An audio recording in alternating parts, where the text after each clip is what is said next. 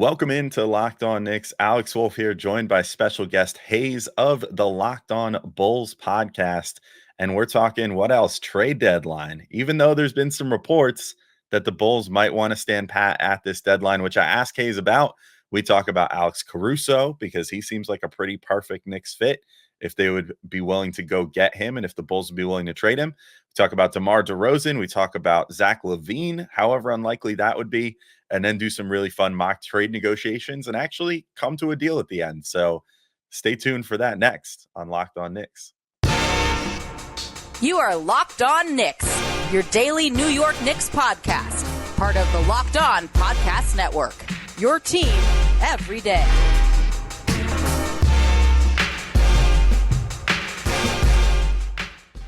All right, welcome in to Locked On Knicks. Today's episode is brought to you by FanDuel. Make every moment more. Right now, new customers get $200 in bonus bets if your first bet of $5 or more wins. Visit FanDuel.com/LockedOn to get started. And I want to thank you guys for making Locked On Knicks first listen today and every day, whether you're checking us out on your favorite podcast platform or taking in the sights and sounds on YouTube. We appreciate you making this a part of your daily routine. Make sure you hit that notification bell on YouTube or the auto download function on your favorite podcast app after you subscribed so that you can make sure you don't miss anything. It's the trade deadline this week. Of course, there's going to be extra content at some point. That way you'll make sure that you get a notification right when we go live or right when we post a new episode. Definitely want to be in on that. I'm Alex Wolf. I'm editor-in-chief of Knicks site, The Strickland, and you can find thestrick.land. And like I said, I'm joined by Haize of the Locked On Bulls podcast. We got a really good discussion here, so I'm not going to hold us up any further. Let's get right into it. All right, it's crossover time. Alex Wolf here from Locked On Knicks, Haize from Locked On Bulls, and it's trade season time. Maybe if recent reports are to be believed, maybe the Bulls aren't so into that idea, which is what I feel like we have to talk about first, Haize. You know, I've seen the reports. I apologize to whatever reporter. Maybe you can fill me in. I forget who it was that had the report, but reports out there that some people are hearing that the Bulls are just going to stand pat, basically, that they're like, we're cool with where we're at. There was talk previous to that about, you know, it seemed like they were maybe taking some calls, you know, and certainly, at least from a Knicks perspective, it seems like DeMar DeRozan has always sort of had his eye on the Knicks weirdly. And it certainly seemed like he was trying out for them a couple weeks ago. He was shooting all those threes and everything. So I don't know what's going on there, but like, from the Bulls perspective, you know, I think there's actually like some intriguing players on the Bulls that if I were the Knicks, I would be looking at and saying, hey, maybe a deal could be made here because like we need some help off the bench and we need some extra playmaking and stuff like that. But what's your take on the whole like Bulls not doing anything at the deadline thing? So as a Bulls fan, it doesn't surprise me at all. So our front office, Arturas Karnisovas, who's our president of basketball operations, came from the Knicks. And keep in mind that Knicks team, while they were bad for a while, they never won less than 30 games after Carmelo left until now. So like they're a team that's really against blowing it all up. Our front office is really against blowing it all up. So the fact that they are ready to stand pat doesn't surprise me. Not that I agree with that, not that that's the route that I would have gone, but you know, people who know the Bulls franchise, I don't think we were really all too surprised by hearing that. It sucks, but that's just kind of where we are right now. If you were in the front office, what would your approach be going into this? Because I just feel like if it were me, and I'm not a Bulls fan, so maybe I'm approaching this too much from an outside perspective, but I would be like, maybe it's about time to strip it down to studs, get some pick equity back because they put a decent amount of pick equity into acquiring Vucevic, obviously, and you know they've done some work that cost them future assets to build this team, and I kind of feel like it would be a advantageous strategy to try to recoup some of that while they still have the opportunity, since it seems like this is just kind of like a play-in team more or less every year now at this point, and it's a little hard to rely on the guys' healths and you know, various health and everything else. Like, I don't know, what would your approach be like if you were going in this as the Bulls Pobo or GM or whatever? Like, what would be your thought process going into this trade deadline? I think my first thing would be to look at breaking up our core three: Zach, Vooch, DeMar. They just don't work together. They don't. They all had really good individual seasons last year, but it didn't equate to team success. So I think the first thing I'd be doing is taking calls on those three guys, seeing who gets us the best offer and then reviewing it. I know DeMar's going to come up here at some point. Like, I like what DeMar's brought. He's been everything that you expected him to be when he came to this team. Yeah, he's never been a great defender. I know that's the biggest critique on him, and it's a huge critique and an honest one. But he's been what you signed him to be. But as this team moves forward, you got to ask yourself, do you still need that going forward? And so that's kind of what I would look at. I don't know about the selling off Caruso and things like that. He is a really big, important piece of Bulls culture. And I think even if you do go young, you want some veterans around to help kind of guide that. So Caruso is one that I would keep around, but I'd be listening to calls on everyone, at least be monitoring what's out there for us to possibly get. Yeah, I mean, they're kind of in a weird place, right? Like it seems like from my perspective, and I'd be lying if I said I was like paying attention to every Bulls game or anything like that. But you see a guy like Kobe White who's on a cost control contract, having a career year, Mm-hmm. and it's kind of like, well, that seems like you got to maybe build around a little bit, and yet it still seems like they're sort of clinging to the. I guess I was gonna say the ghosts of the past, but it's almost like the ghosts of the present. You know what I mean? Of Yeah. like this core that seems destined to break up at some point. And yet you do have, I mean, if they opt to just stand pat for the long term, they've got LaVine locked up for another 3 years after this, potentially, if he picks up his option. Yeah. They've got Vooch lined up for another 2 years after this. Kobe lined up for another 2 years after this. They got the Sumu up for another 2 years after this. I mean, there's a lot of kind of equity invested in this team at this point. It seems like unless they decide to send them off to other teams and just kind of start drafting and trying to acquire picks. I mean, I do think one thing that is advantageous for the Bulls from my perspective as a Knicks fan who for a long time, felt like the Knicks were lacking in this category.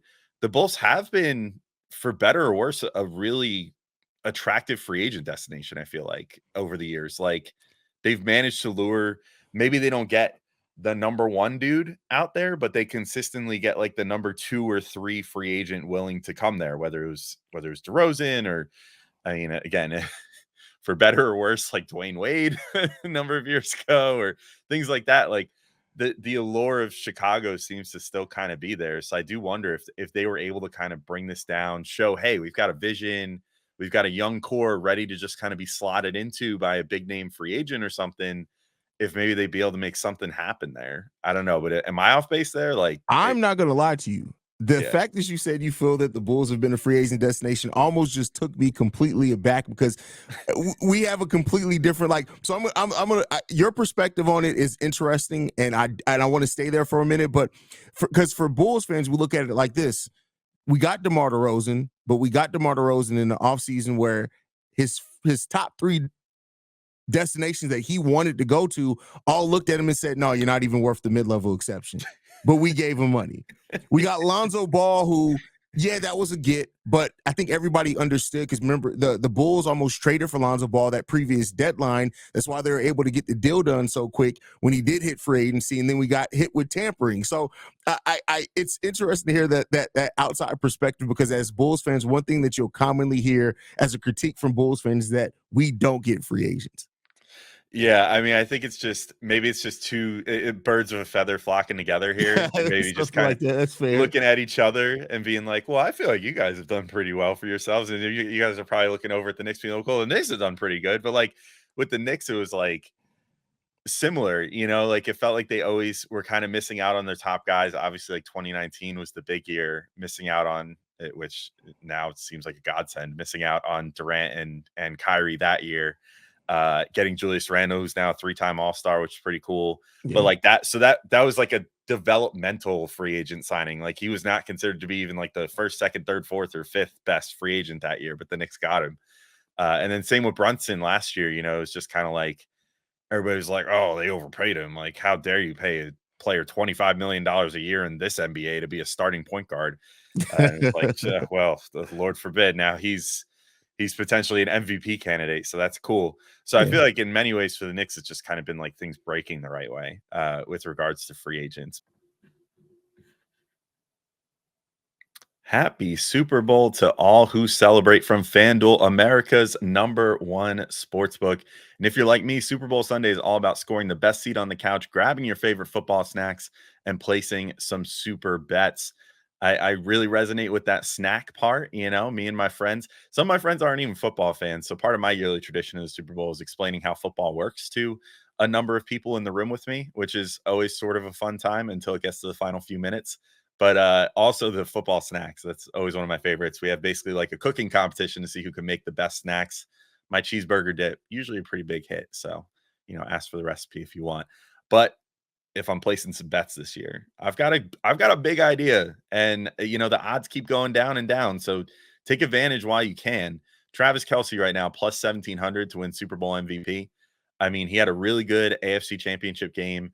I know quarterbacks traditionally win this thing, but if you want to put your conspiracy theory hat on and you think that the NFL would enjoy having Taylor Swift up on that stage if the Chiefs win the Super Bowl, then maybe Travis Kelce plus 1,700 could win you a bunch of money. So definitely check that out and maybe just place a little bet, because a little bit goes a long way with plus 1,700 odds.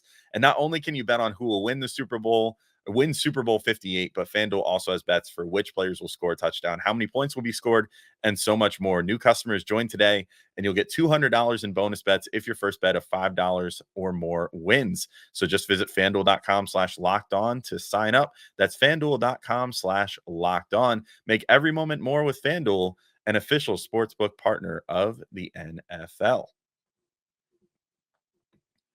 Anyway, I want to talk about some of these guys that are on the Bulls because they're like, if I were the Knicks GM, if I were Leon Rose, I would certainly be calling the Bulls and trying to shake a couple of these guys loose because there's some intriguing names here. And I think the number one is Alex Caruso, who you mentioned already.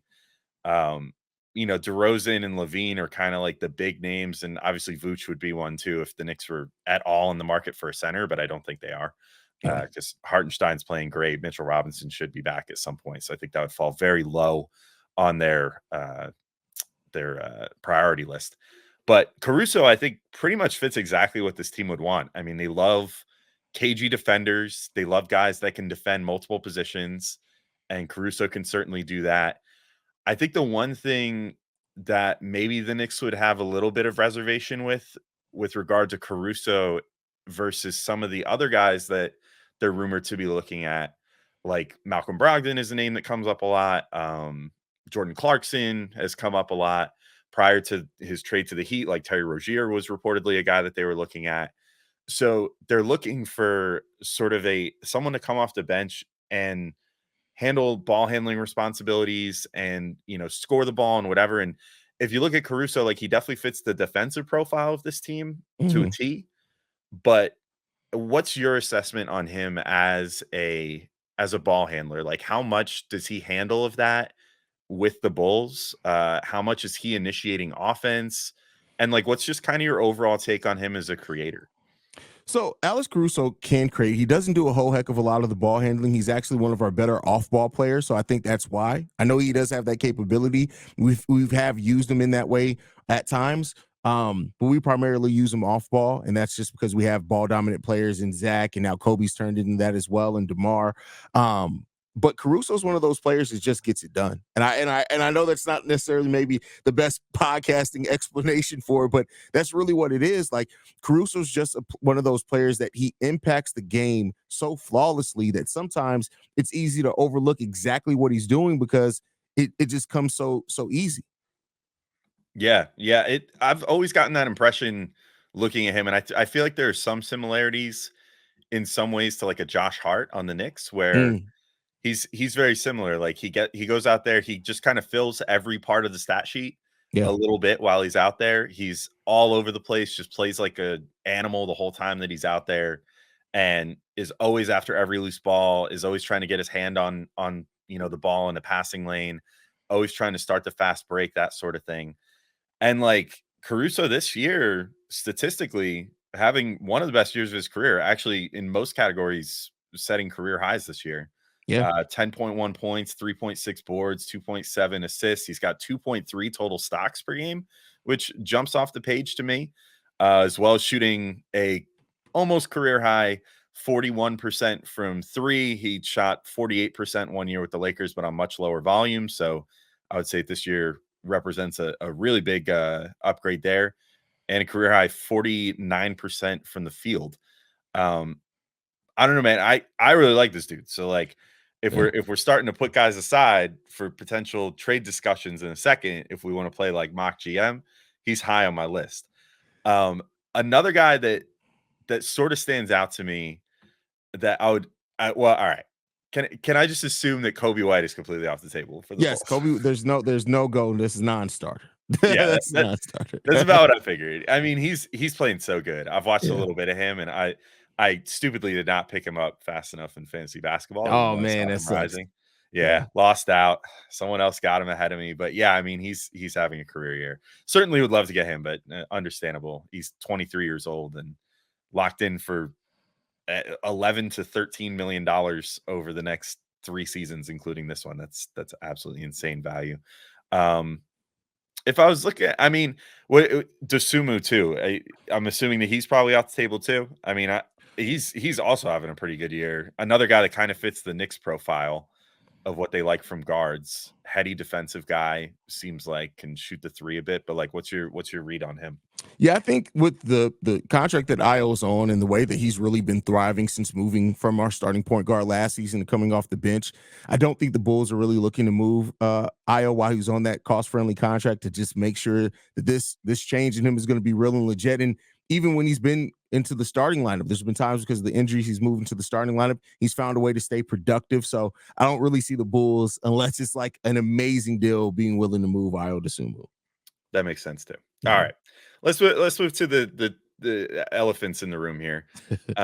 DeMar DeRozan and Zach LaVine.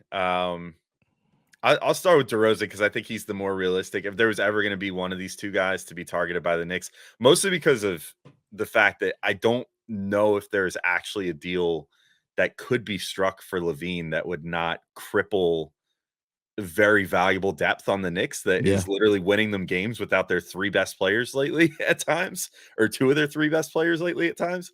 So let's talk about DeRozan. There is a world. I did run this. I ran these numbers because I just wanted to be sure. There is a world where the Knicks could make this happen without really harming their rotation too much.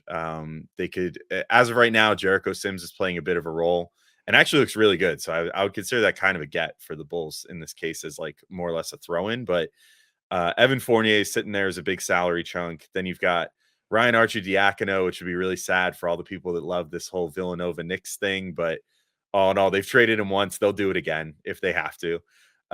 He understands it's a business. Former and then they have Bull Jericho there, by the way.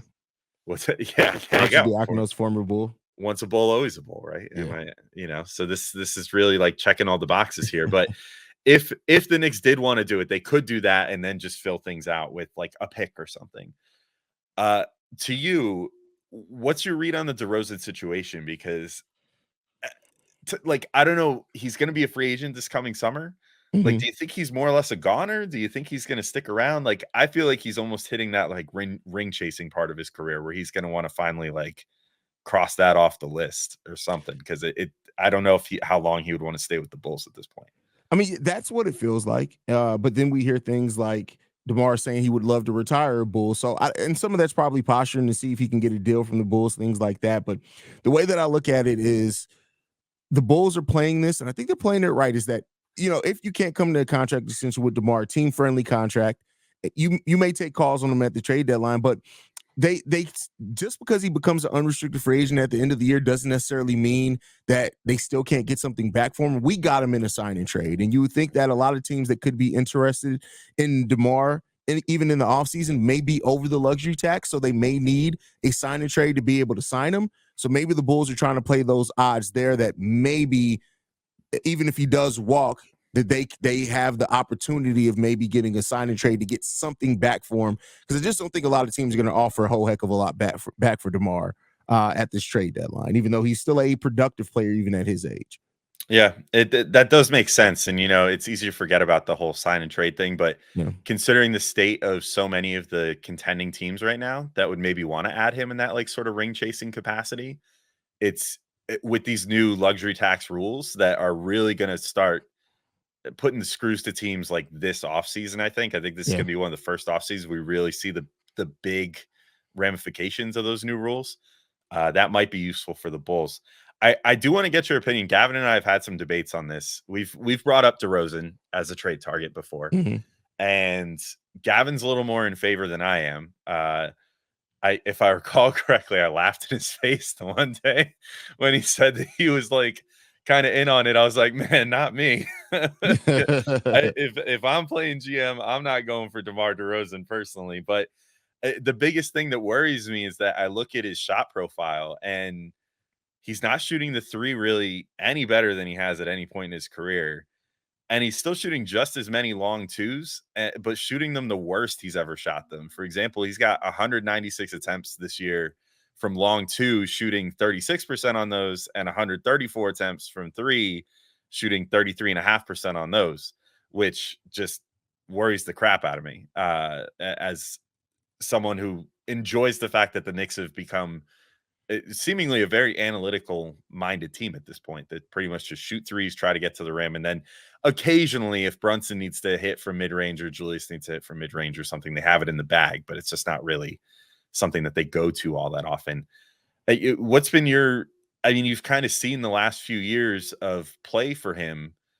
What's been your kind of read on how DeMar's game is aging, and do those mid range attempts and like his reliance on that still worry you at all? Of course, because it's not like the modern style, and especially like we're really hurt by it. I think a little bit more than maybe you guys would be because we just don't have a whole heck of a lot of 3-point shooting in general. Now, to DeMar's credit, he's averaging the most 3-point attempts per game for his career and hitting those at the third highest clip of his career. It's just he's hitting them at a 33% clip. So, he's just not a consistent 3-point shooter. But the way that this game is aging, it feels like he's always going to be able to be a productive player. Now, I will agree. He started off the season, him, Zach, and DeMar, they were all shooting their worst true shooting percentages of their career to start like the first 20 games of the season. It's gotten a little bit better, but it's still in that concerning area. But looking at DeMar and how he is, I call him this on the show. I say he's the best bad shot maker in the NBA. Because he takes some shots that you're just looking at, there's no way. And then it goes in. And it's like, the eye test and the number test tell me two different things about DeMar because I watch him play and he's always productive. It always seems like outside of a few games where he's really guarded by some length, he has trouble there.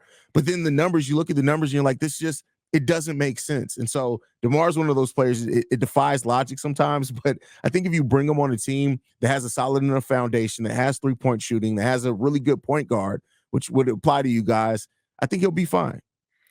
Well, that was a pretty good sales pitch. I don't know, man. Yeah, sounds like a hooper to me. That's what I'm hearing. That's a great. He's just a hooper. That's it. Today's episode is brought to you by PrizePicks. And what is PrizePicks? PrizePicks is the largest daily fantasy sports platform in North America and the easiest and most exciting way to play DFS. It's just you against the numbers. So instead of battling thousands of other players, including pros and sharks, you just pick more or less than on 2 to 6 player stat projections and watch the winnings roll in. And this week on PrizePicks, I'm selecting, well, I usually keep it Knicks centric because I feel like when it's the team you know best, you're in good shape to win. So pretty much anytime it comes up lately, I'm going to take the over on the Jalen Brunson points, especially with them in the situation that they're in now with all the injuries and everything. So as long as OG's injury persists, Quentin Grimes, obviously Julius Randle, I'm going to be taking the overs on Jalen Brunson for the foreseeable future. Also smart money with his minutes restriction up to take the over on Isaiah Hartenstein rebounds. And the one that you can maybe, definitely have be a good little flex play is Precious Achiuwa. Take the over on steals. He's been really getting his hands in there a lot, getting a lot of steals. I think that's a good call to do. Could potentially win you up to 25 times your money that way if you put together a nice entry. And PrizePicks even offers a reboot policy so that your entry stays in play even if one of your players gets injured.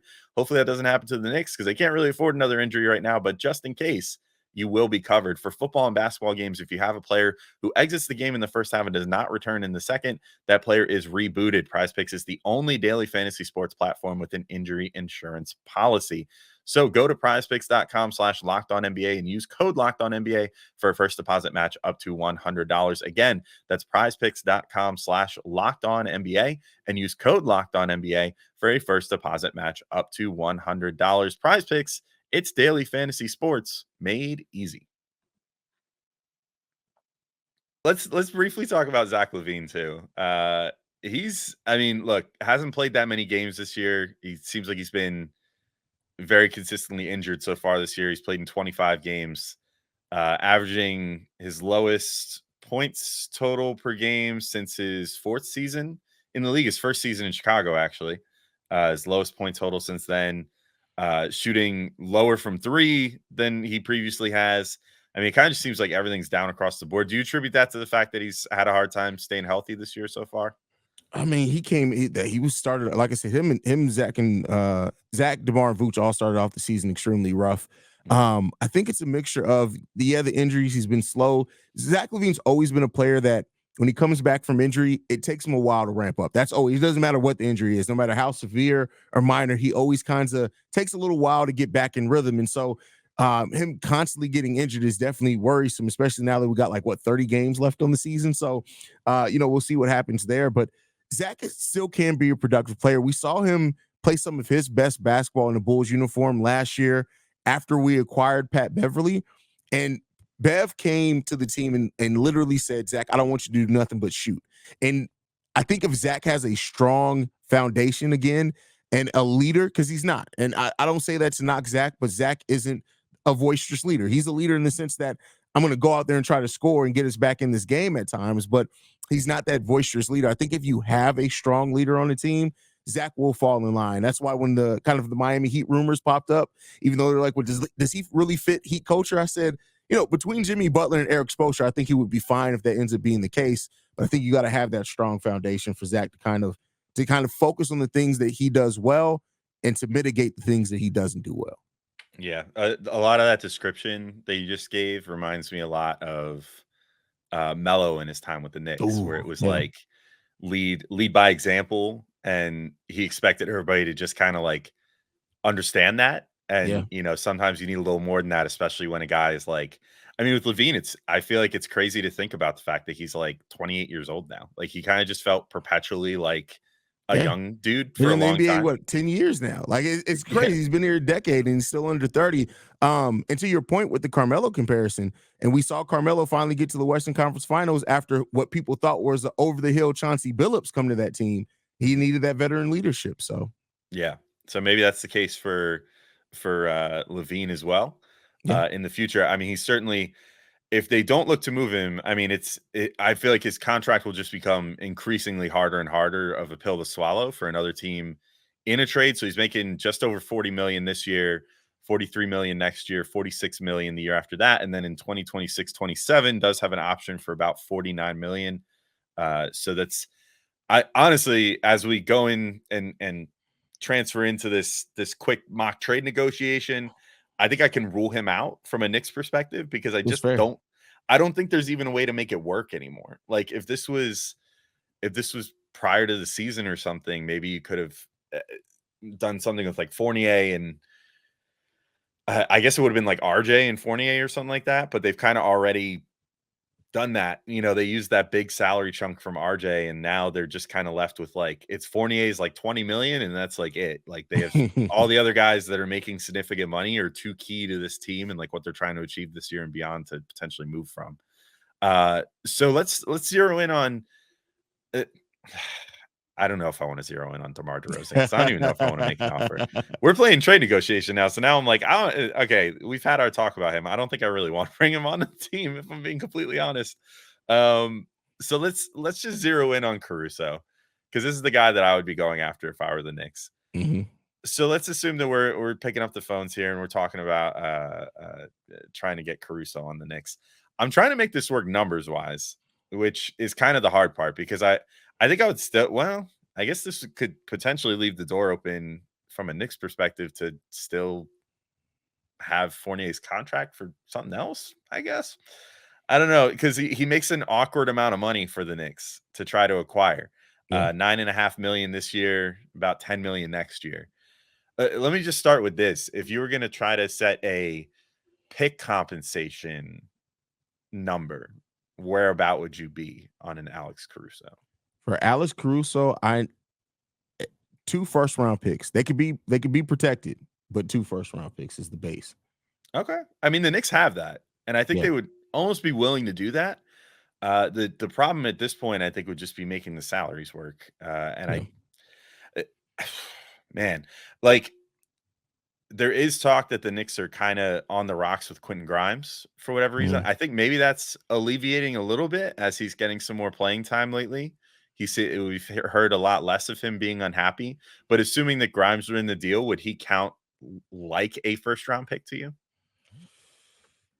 I'm not the highest on Quentin Grimes. Maybe the Bulls front office takes it a little different. I know he has potential. I'm just personally me. I'm not the highest on Quentin Grimes. Now, I mean, it's not that I would turn down the deal, but I don't know if I'd be willing to count him as a first round pick. Okay. All right. So I'm thinking my offer would probably come in something like, because I can't find a way to make this work with Fournier. So I would probably, if I were the Knicks, I would then turn around and try to find some other deal for Fournier, just Mm. stack the heck out of this team and just say we have enough depth to absorb any losses, because if they're showing one thing these last couple of games, I'm recording this right after a freaking thrilling win over the Pacers, where they just won without Julius Randle, without OG Anunoby, without Quentin Grimes available, against a mostly full power Pacers team, except for Halliburton had a very strict minutes limit apparently. Yeah. But I would probably then with Fournier's salary be like, hey, screw it, let's try to go for Brogdon too, and just go for that. So if I would throw you an offer, and I haven't trade machine this yet, so I don't know 100% if this works. It would be close though with the 120% rule. They could probably finagle it somehow. But if I offered you Quentin Grimes, Ryan Arcidiacono, and Jericho Sims, plus the Knicks have the Jazz's second round pick this year, and they have three protected first round picks going forward, and I'll give you your choice of one of those. Either one from Washington, which probably will convey around like 2025, 2026. Probably like 2026. They're pretty bad. Or Detroit, again, same deal, probably around 2026 would convey. Or Milwaukee's first round pick next year, which conveys anywhere as long as it's not in the top 4. Or you could have the Knicks unprotected first round pick this year. What would you think of that offer? The Washington pick seems very promising. It really does. I will warn you, I think the least it's ever protected is like top 8. Top 8. Yeah. And then it conveys is like 2 seconds, I think. 2 seconds. Okay, if that's the case, I'll take the Knicks first round pick unprotected. Okay. And the Utah pick, and then those 3 players, that would do it? I think, yeah, I again, not a perfect deal, and the Bulls fans are probably going to kill me for this, but in fairness, in being fair, my personal biases aside, I think that's a pretty fair deal. All right. Well, there we go. I think we should call that into the league, because if I were the Knicks, I would do that too. Honestly, a lot of Knicks fans are probably going to come in my comments and be like, you're trading Grimes for Caruso. What are you doing? You know, whatever. But I'm buying into the hype. I'm on the train this year. I'm like, dude, they might be a move or two away from a finals appearance this year. I'm not even kidding. It seems crazy, but they are playing so good right now. And he would be such a seamless fit into what they do, that just depth proofing everything on this team would be the most important thing right now, and saying, you know what? You'll have a chance next year too, but why not go for it this year as well? Give it a shot. See what you can do. And if nothing else, just kind of build on what you've already been putting together here. But yeah, and Caruso is one of those players that can, like, we've played him at power forward. He started at power forward for us. The thing is with Caruso, it makes him special. And I know for Knicks fans that are seeing this, that haven't actually watched Caruso play, please do. And that's just not because he's a Chicago Bull. Caruso is one of those players that you will never quite grasp how important he is until you see him actually play. And he can fit in on any lineup, and that's why it seems like he's so desirable, and also why the Bulls are so reluctant to trade him, because he can fit in on any lineup. All right. Well, I think that's been a pleasure doing business. It'll fit just perfectly with the Knicks thing, because they love those guys that can just kind of do everything. If you just add basically another Josh Hart to this team that can shoot the 3 better, that's pretty solid. Anyway, Haize, this was great, dude. Thanks for popping on. I know it doesn't appear to be the most busy trade season for the Bulls this year, but I'm glad that we at least got to hash this out. The Bulls are an intriguing case to me, so I always like checking in with you guys. It's always fun hanging out and doing a little crossover. For sure, man. Thanks for having me.